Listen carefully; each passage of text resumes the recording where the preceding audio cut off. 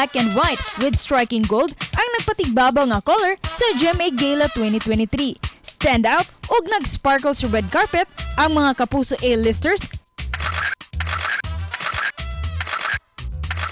sparkle artist,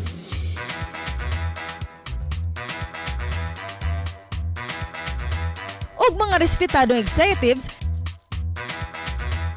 lakip na usab ang mga anchors ug reporters sa GMA Integrated News.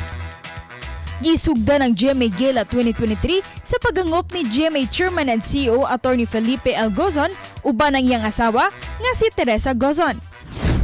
Tonight is a rare spectacle, a dazzling event of the brightest stars under one roof with leaders of both government and the private sector.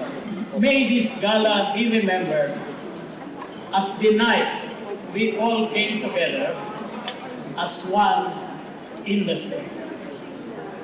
Let the milestones we celebrate tonight remind us of our blessings from the Lord and our reason for being here, to enrich the lives of Filipinos with superior entertainment and responsible, unbiased, accurate news and information.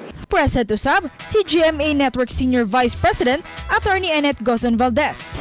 Also for all GMA talents, for our GMA executives, and of course our partners and sponsors will all be here together to enjoy the night. Notable usab ang pagtambong sa mga collaborators sa Kapuso Network sa Gala, diin itambong si ABS-CBN President and CEO Carlo Katigbak, ABS-CBN COO of Broadcast Cory Vidanes o pipila ka mga kapamilya artist sama nila ni Vice Ganda, Ann Curtis o Joshua Garcia.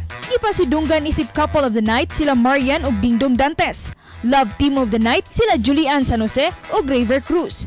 Spotlight male and female stars of the night sila si Roro Madrid o Bianca Umali. Sparkling couple of the night ang newly engaged nga sila si Bea Alonzo o Dominic Roque. Samtang male and female sparkle star of the night sila si Alden Richards o Heart Evangelista.